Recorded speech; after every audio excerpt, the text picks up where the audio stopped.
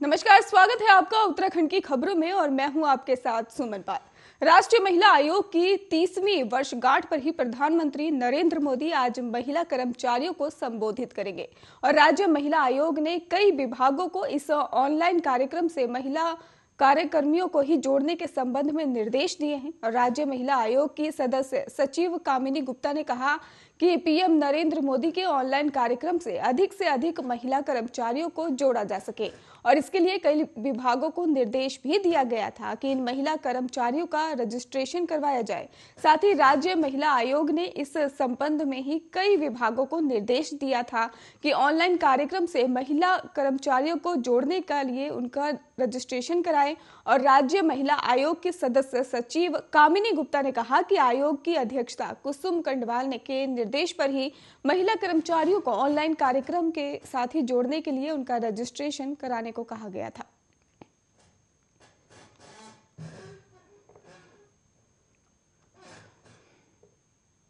प्रदेश के पर्वतीय जिलों में ही मौसम से 2 से 5 फरवरी तक चुनाव प्रचार में ही खलल डालने जा रहा है और मौसम विभाग ने कहा है कि इस दौरान पहाड़ी क्षेत्र में बारिश और बर्फबारी की संभावना है।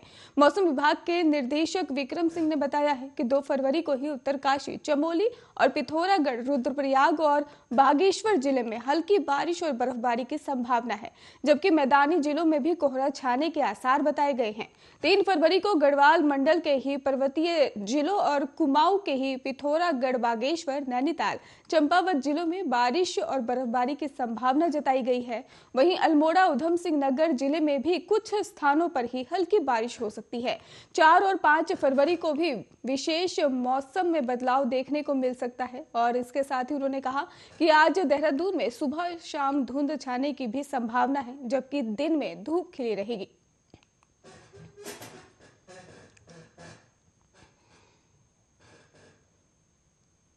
वहीं मुख्यमंत्री पुष्कर सिंह धामी सोमवार को ही मुख्यालय पौड़ी पहुंचेंगे। यहां सीएम बुआ खाल में ही पार्टी पदाधिकारियों और कर्मचारियों के साथ ही बैठक करेंगे और इसके बाद मुख्यमंत्री धामी मुख्यालय पौड़ी बाजार क्षेत्र में ही पौड़ी विधानसभा से भाजपा प्रत्याशी राजकुमार पौड़ी के पक्ष में ही डोर टू डोर मतदाताओं से मतदान की अपील भी करेंगे। इसके साथ ही भाजपा जिला महामंत्री जगत किशोर बड़थवाल ने भी बताया है कि सीएम धामी दोपहर बाद ही मुख्यालय पौड़ी पहुंचेंगे और उन्होंने बताया कि चुनाव प्रचार को लेकर ही निर्धारित कार्यक्रम के तहत ही सभी तैयारियां पूरी कर ली गई है। दरअसल आगामी 14 फरवरी को उत्तराखंड में ही विधानसभा चुनाव होने हैं और इसके मद्देनजर मुख्यमंत्री पुष्कर सिंह धामी कई विधानसभा सीटों पर ही डोर टू डोर प्रचार कर रहे हैं।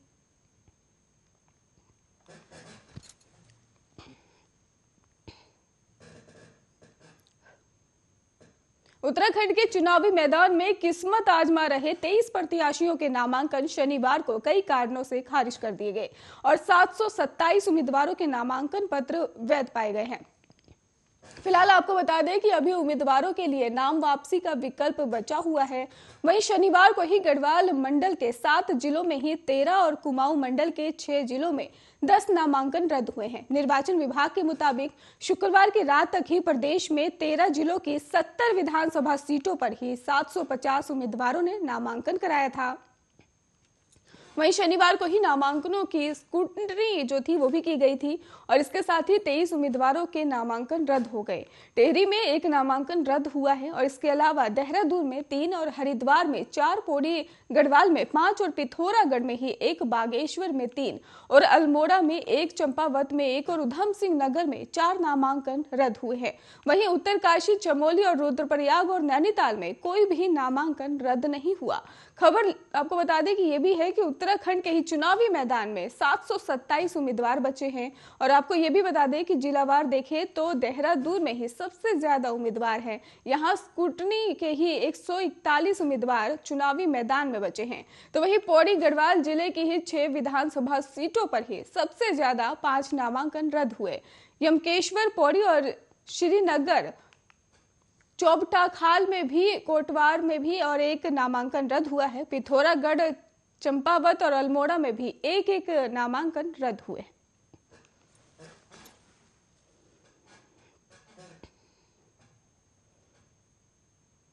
इस बार मौनी अमावस्या का ही योग 2 दिन 31 जनवरी और 1 फरवरी को पड़ रहा है। 2 दिन मौनी अमावस्या होने के कारण ही स्नान के लिए विशेष योग करना पड़ रहा है।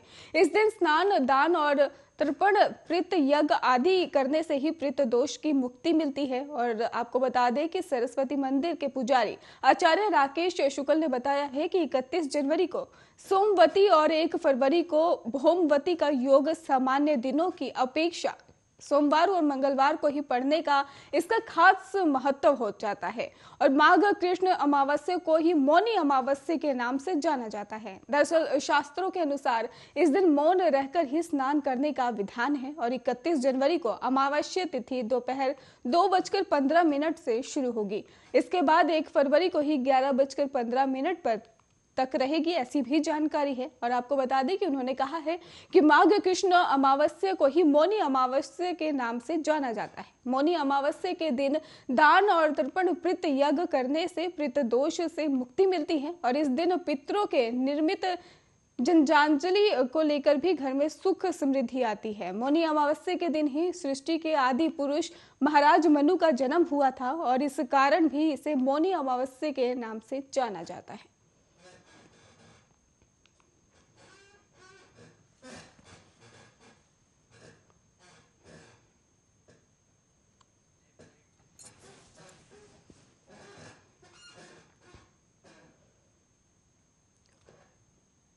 बद्रीनाथ धाम के कपाट खुलने की तिथि तय करने की प्रक्रिया शुरू हो गई है। रविवार को ही पूजा अर्चना के बाद जोशी मठ नरसिंह मंदिर से ही आपको बता दें कि गाडू घड़ा को ही मंदिर समिति ने ही डिमरी पुजारियों को ही सौंपा है। जिसके बाद आपको बता दें कि यहाँ पर योग ध्यान मंदिर और पांडुकेश्वर के लिए ही रवाना किया गया। और 5 फरवरी को वसंत पंचमी के दिन नरेंद्र नगर और राज दरबार में भी बद्रीनाथ धाम को ही कपाट खोलने की तिथि तय की जाएगी।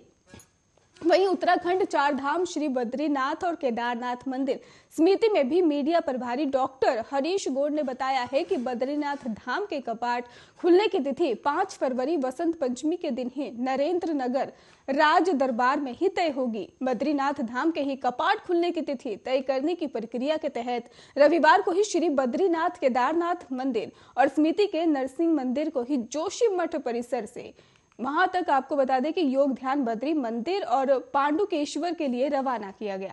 और इसके साथ ही सोमवार को पूजा अर्चना के बाद से ही यहां पर पहले जोशी मठ नरसिंह मंदिर लाया जाएगा और 4 फरवरी को ही तेल कलश जोशी मठ के ऋषिकेश पहुंचेगा और 5 फरवरी को श्री डिमरी धार्मिक केंद्रीय पंचायत के प्रतिनिधि को यहाँ पे कलश को ही नरेंद्र नगर राज दरबार के सुदूर्भ किया करेंगे।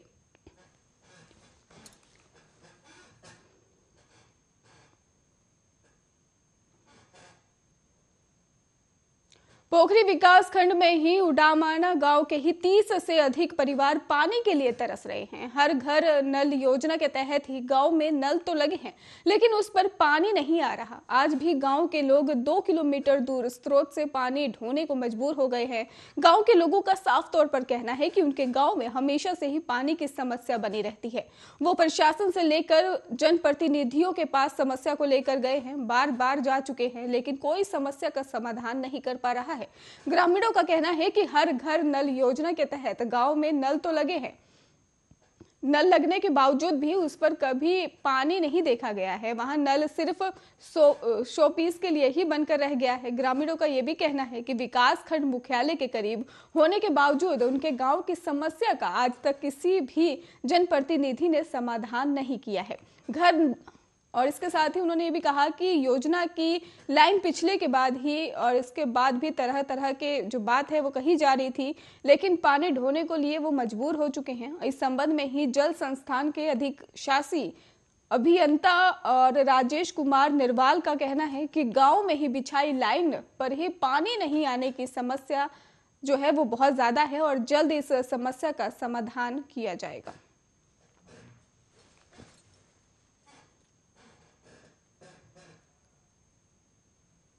उत्तराखंड के पौड़ी में ही थाना क्षेत्र पेठानी के ही कुंडई गांव में एक दिल दहला देने वाली घटना सामने आई है। गांव में एक ग्रामीण ने अपनी पत्नी की चाकू गोद कर निर्मम हत्या कर दी है, जिसमें गांव के साथ ही क्षेत्र में दहशत का माहौल बना हुआ है। पुलिस ने आरोपी पति को फिलहाल गिरफ्तार कर लिया है। मृतका के पिता की तहरीर पर ही आरोपी पति के खिलाफ हत्या की धारा में मुकदमा दर्ज कर लिया गया है।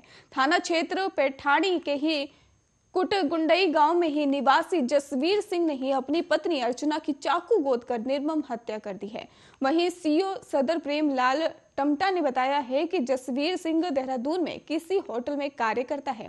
वो 27 जनवरी को गांव लौटा था और 29 जनवरी की देर शाम जसवीर सिंह अपनी पत्नी के साथ गांव में बड़े भाई की दुकान में थे, जहां किसी बात पर दोनों के बीच ही कहासुनी हो गई, जो देखते ही देखते तब्दील हो गई। और इसी दौरान ही जसवीर ने पत्नी अर्चना पर चाकू से कई वार कर दिए, जिसमें उसकी मौके पर ही मौत हो गई। और इसके साथ ही उन्होंने बताया कि पुलिस ने आरोपी पति को फिलहाल गिरफ्तार कर लिया है और मृतका के पिता गब्बर सिंह की तहरीर पर ही आरोपी के खिलाफ हत्या की धारा में मुकदमा दर्ज कर लिया गया।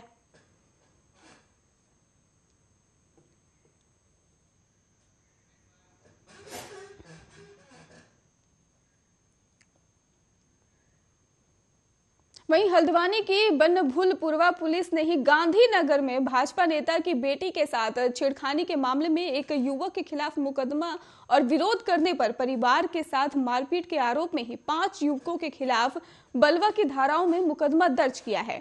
पुलिस छेड़खानी के आरोपी की ही तलाश कर रही है। वहीं भाजपा नेता ने पुलिस को तहरीर देकर कहा कि शनिवार को ही भाजपा की ओर से बैठक बुलाई गई थी। कहा था कि इस बैठक में भाजपा प्रत्याशी को भी बुलाया है। इसके साथ ही उनके आने के से पहले ही गांधीनगर निवासी राजा ने उनकी नाबालिग बेटी के साथ मारपीट और छेड़खानी की। इसके अलावा बहन को भी पीटा। पुलिस ने तहरीर के आधार पर राजा के खिलाफ ही कई धाराओं में मुकदमा दर्ज कर लिया है। और इसके अलावा आपको बता दें कि मामले की विवेचना कोतवाली की ही उप निरीक्षक सीमा आर्य कर रही हैं।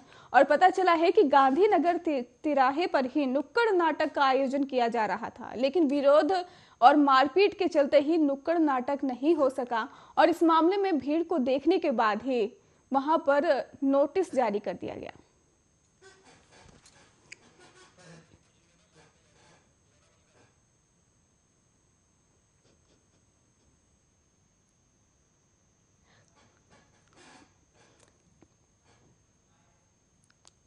देहरादून के ही नेहरू कॉलोनी थाना क्षेत्र में महिला की हत्या की वजह से ही घर की आर्थिक तंगी को माना जा रहा है।